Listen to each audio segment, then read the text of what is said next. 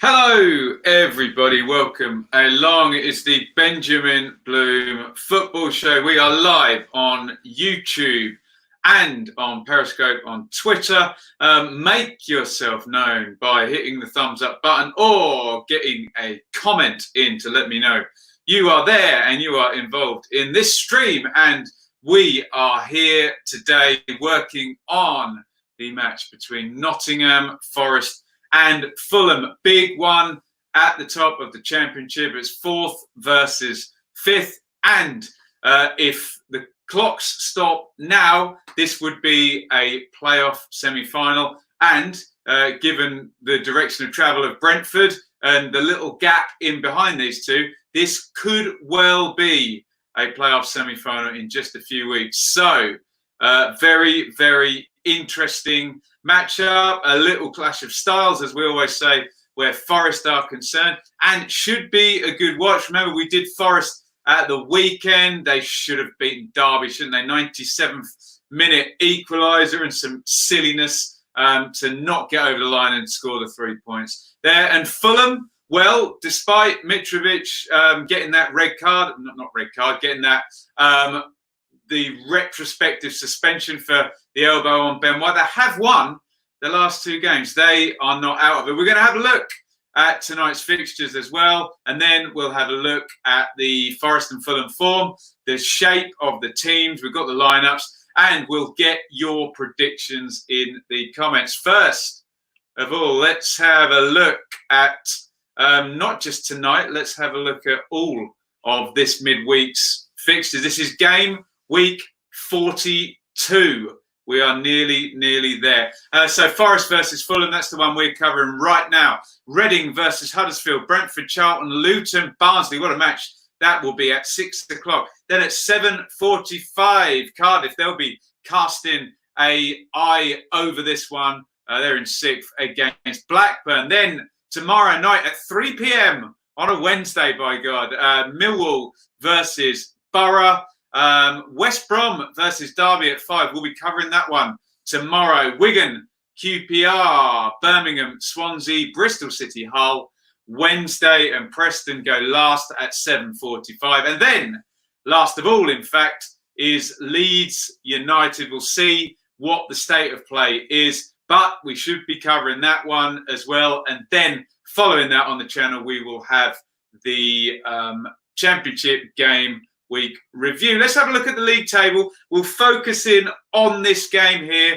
You can see there, fourth placed Fulham, 70 points there, 2 points off Brentford. They could go ahead of them for a wee short while. Remember, Brentford playing later on. Forest just 2 points behind, and considering the 2 points dropped in the 97th minute at the weekend, they'll be feeling they should be level on points there, 70 apiece.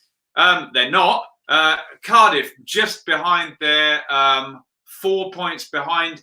And like I said at the top of the show, you could see this fourth and fifth be locked in before the end of the season into that first playoff semi-final.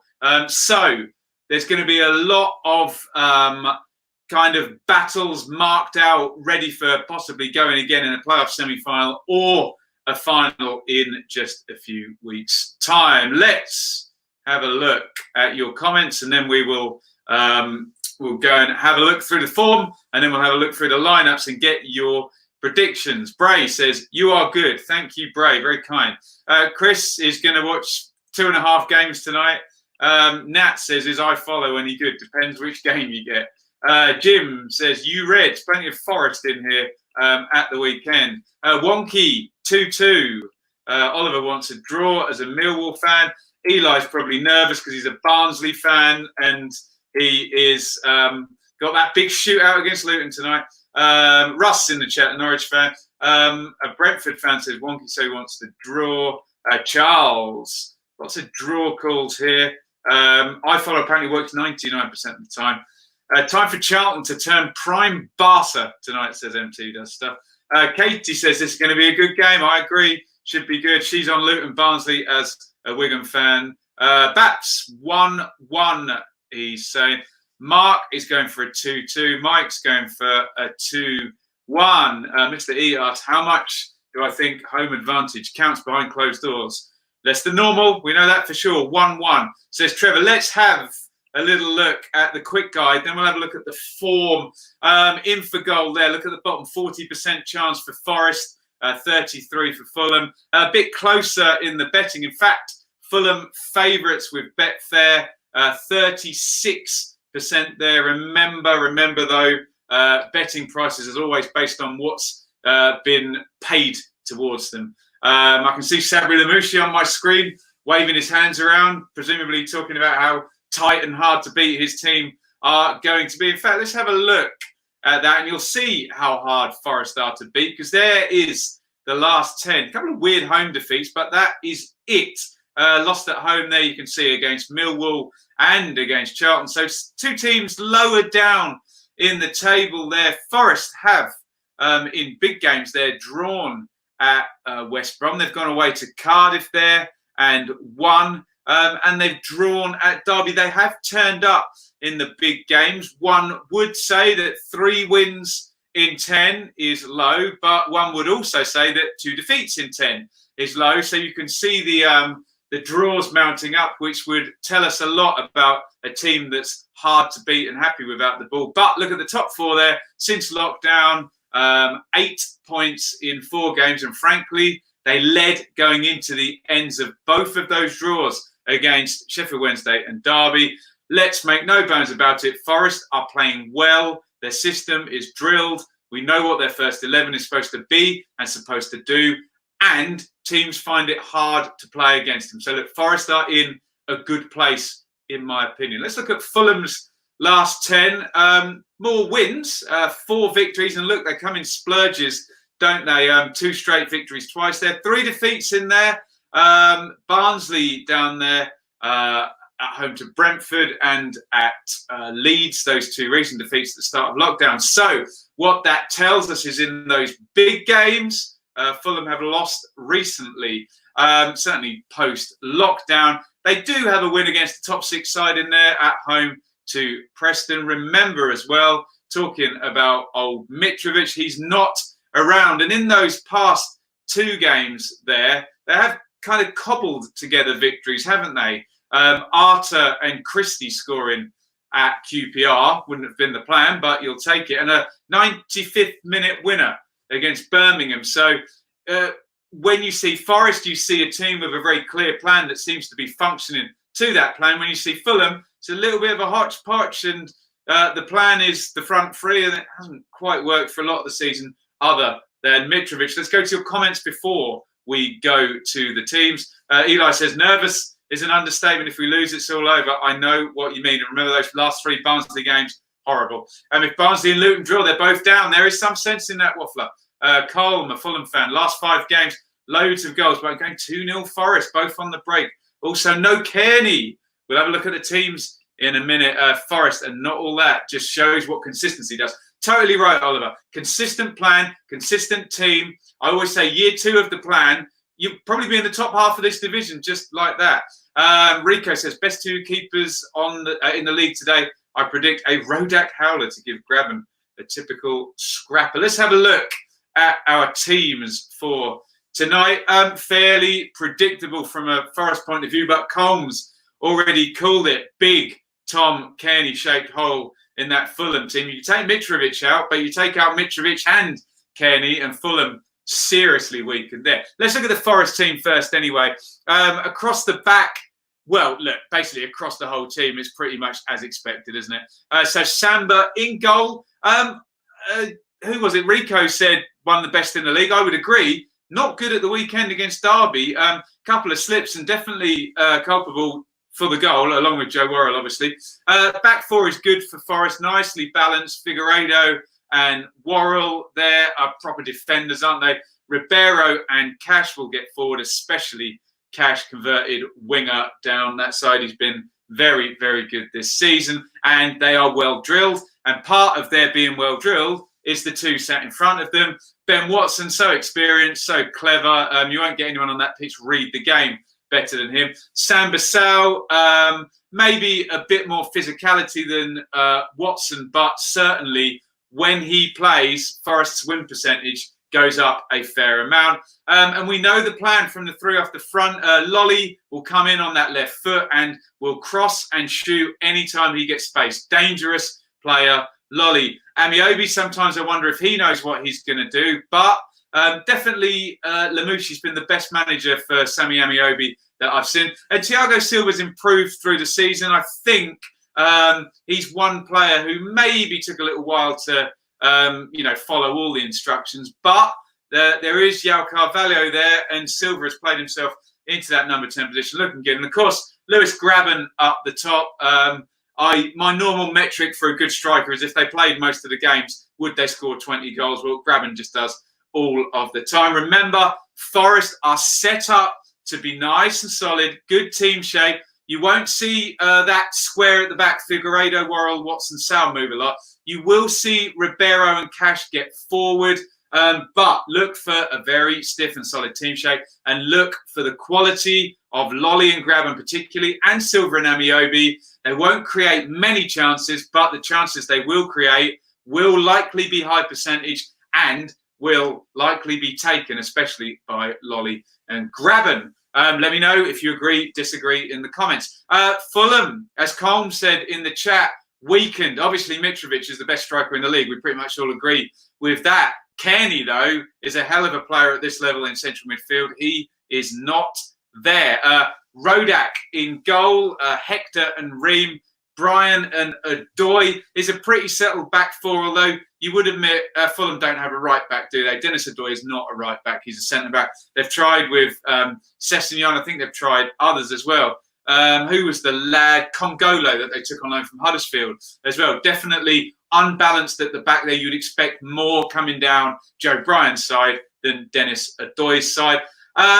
You would think then Harrison Reed would sit in front of them and screen. And then the balance of the midfield does look quite good because Harry Arter's a very good passer. Josh Onoma can kind of break forward and give you a bit more physicality and goal scoring ability there. So in without Kearney, it shows Fulham's squad is strong and there is some balance to that midfield if they can get a bit of rotation and a bit working through there. Onoma as well gives them a bit of pace, as do this front three now. Bobby Reed down the middle. Obviously, he's not Mitrovic, but I have heard fairly sensible arguments from people whose opinion I respect that in some ways the balance is better and the movement is better without Mitrovic in there, which is very strange considering how good Mitrovic is, but I understand that point. Cabano in ahead of Knockout. They just don't seem to have made a front three with Caballero and Knockout work. Cabano will maybe give you a bit more wing quality, whereas Caballero will definitely be cutting in and trying that curling shot in on his right foot. Still, even though I said Fulham are weakened without Mitrovic and Caballero, look at the state of their players. They have got very, very good players.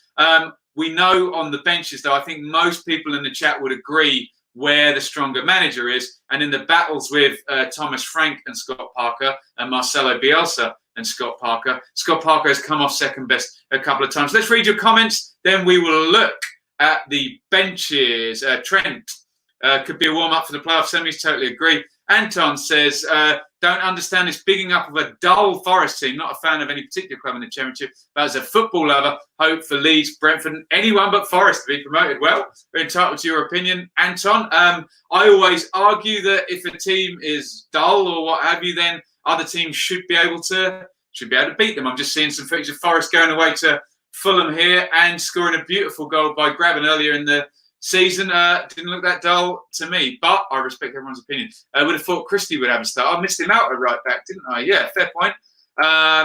Fulham have had their best two results from lockdown without Mitrovic. That's a fact. It looks like we will miss out on the playoffs twice in 3 years. What do you think we will need to get in there? Oliver, I wouldn't look at it like that in terms of a Millwall fan. I'd look at it as this league's crazy and skewed against teams without parachute payments, and Millwall even getting close is a great achievement, I have to say. Congolo's gone back, apparently. Okay. Joshua's nice. Whenever I've seen Silva play, seems to pull the strings, and players like Graben will love having on the pitch. Agree. Not that they have much of an alternative for Graben. I probably missed the previous comment on that.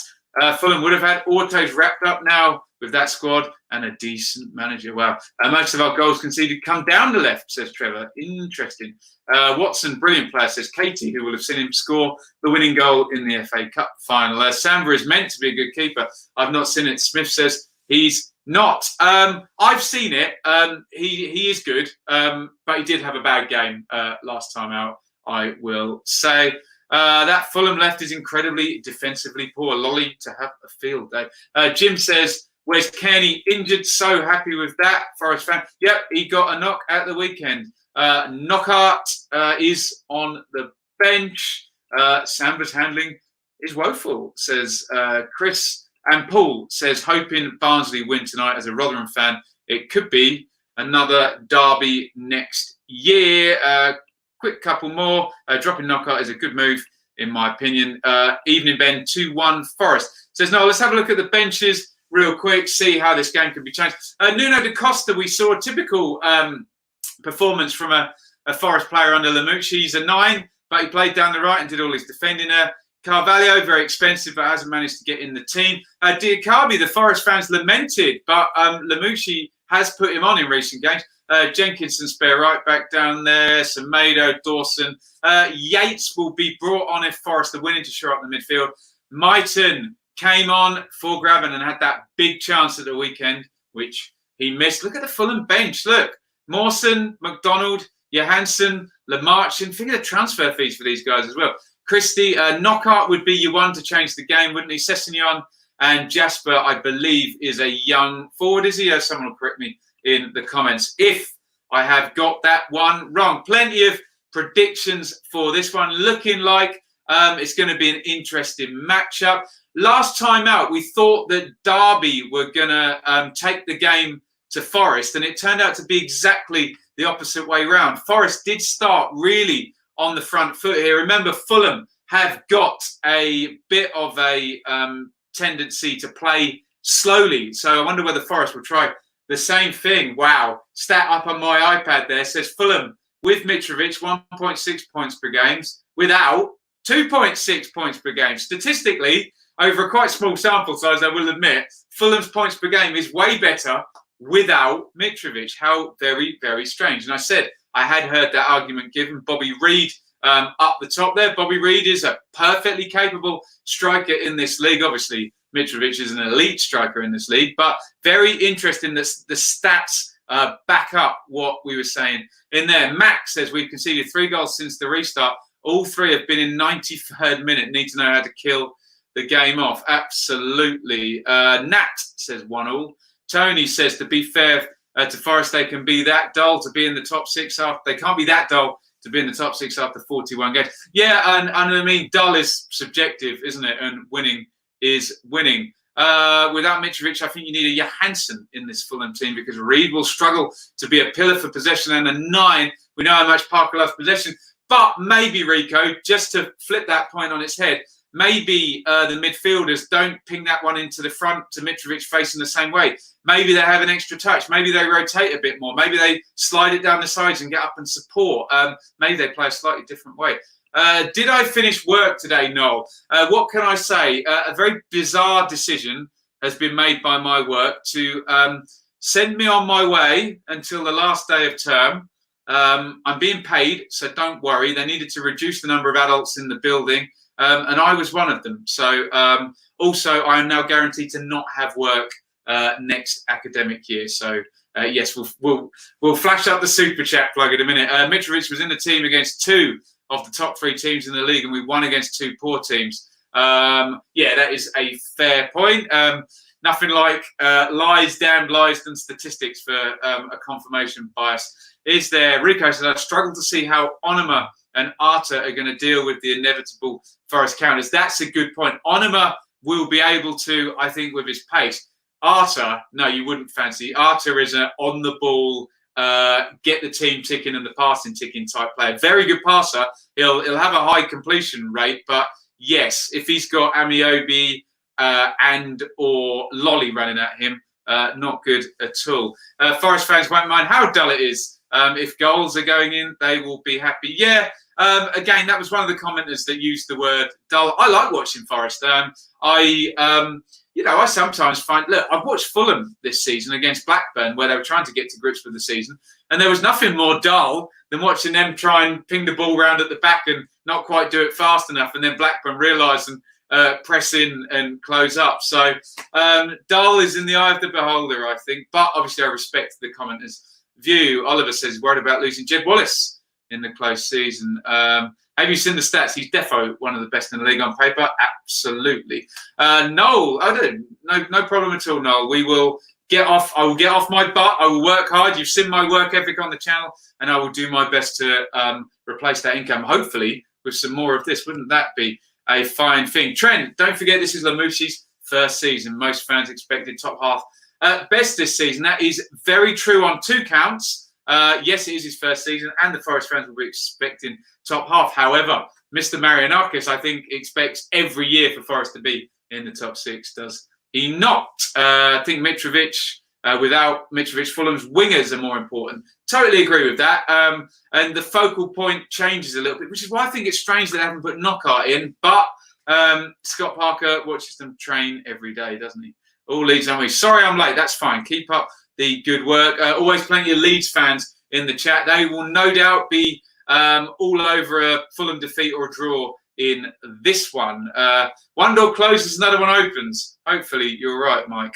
Arthur is a quality passer of the ball. He even managed to set up Leeds.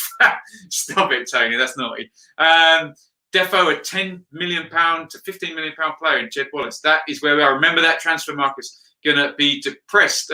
Julian, from a Leeds perspective, hoping for a draw here just to end their fake chances of automatic. Ewan says, do I get money from ad revenue on YouTube or not? Yes, I do. So the more watch minutes I get, the ad revenue does come in. Obviously, I have 9,500 subscribers, not 50,000. So it is what it is. We need to still look for other revenue sources. Let's just say, can't see Fulham scoring, says Rico going out on a limb. 3-0 Forest. Right, let me make my prediction in this one. Surely Fulham have enough quality to score in this game. But surely Forest's game plan will be superior. God, I think I'm going to be boring and go 1-1. I think it's evenly matched, and I think the teams will start looking towards the playoffs very soon as well. We've had that one. Sorry. Dylan says 2-1 to Fulham. Oliver says TalkSport are talking about a wage cap. I think it will be a good idea. What about you? In principle, it will be a good idea. Just depends how it's enforced. The EFL sometimes try to employ what are on paper good ideas and then enforce them in very strange ways, don't they? So also a wage cap will take 3 or 4 years to be implemented, as long as it doesn't still, if it's example percentage of turnover and they still give the parachute teams 45 million in the first season, then what does it matter if there's a wage cap? Those teams will be able to spend that much more anyway. So it'd be interesting to see how they would enforce that. Jamie says 2-1 Fulham. Ewan says 2-0 Fulham. Jay says 2-1 Fulham. Interesting. So 3 predictions in a row there for Fulham. Nick says 3-1. To Fulham. Katie says Fulham, a late goal there. That would go in the late goals as well. If anyone wins, they face each other in the playoffs. So that has a huge psychological advantage. Jesus, can you make the Rona go away? Thanks. Amen. Hey, if I could, I would, and I'd still have a job, Ryder James. Fulham haven't fielded many of their big game players, and Forest have. That will be the difference. Yeah, fair argument indeed. Wage cap, you'd see more Rooney sponsorship, dodgy deals. Well, I think of all the Derby deals, that one was the most above board. I don't have any problems with clever business acumen. I've seen John McGovern there for Forest and Frank Clark there. A couple of European Cup winners there for Forest on my picture there. Is the loser out of the top 2 race? I know it's hard to see either of them doing it now, but the loser is surely out. Yeah. I mean, look, we're just waiting for it to be statistically impossible for the top 2 race. But as I've said many times in respect to that top 2 race, let's bring the table up to talk about that. Look, Brentford now already, if Leeds score no more points, need 3 wins out of their last 5 to score more points than Leeds do. So you're talking about if Leeds win one more game, that put them to 81, and Brentford would then need 3 wins and a draw out of 5. And it starts to get to the point where Brentford are going to need to be perfect for, and I know I've had the argument that it doesn't matter what's gone on in the past, but Brentford are looking at 10 wins on the trot to get top 2. They've already won 5. And people seem to think I'm having a dig at Brentford. I'm not. I think they're a fantastic team and they're in brilliant form. But look, it's 5 games to go with a 5-point gap. That makes the top 2 huge, huge favourites. It's going to take an almighty slip. But look, if Fulham win today, they do have West Brom to play. So it does start to play into their favour a little bit.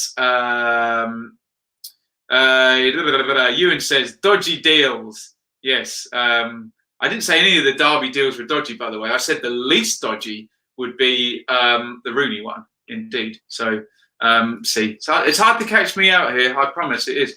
Right, we'll do a few more comments and then we're going to get ready for the game. 1-1 says Tony. Everyone, who do you think the new Bristol City manager will be? Come on, Mick McCarthy, surely. A wage gap in the EFL would create a bigger gap between the Prem and the Championship. Yes, it would, unless they put a wage cap in the Premier League, which they're never going to do. Leeds Barnsley on Sky next Thursday. They'll get promoted, as well as relegating us on TV. I hope not, Eli. I hope not. Those last 3 Barnsley games. Horrible. Derby have potential to be the kingmakers. Yes, indeed, they do. Forest, the only team to outplay Leeds for 90 minutes. However, Fulham at their best beat Forest. Interesting. Ian Holloway for Bristol City. That ain't happening. What about like saying each club can only spend, for example, 15 million? That's far too socialist for a business, isn't it? There we go.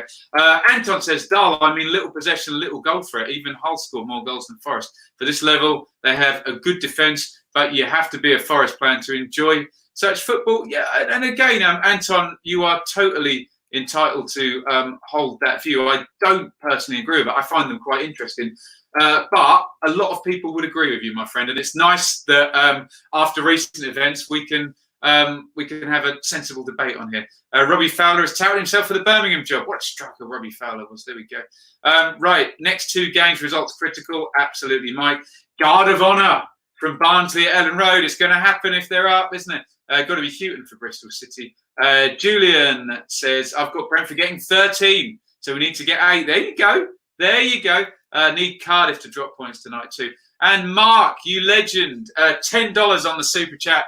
I have an unopened can of Pepsi Max here. I will drink to you when I go downstairs. I'll give you the normal round of applause. Thank you so much, Mark, for the super chat. Really quickly, I would love Barnsley to get something against Leeds, says Katie. Wouldn't Barnsley winning affect Wigan? I think that's from Katie's point of view, isn't it? So would I. There we go.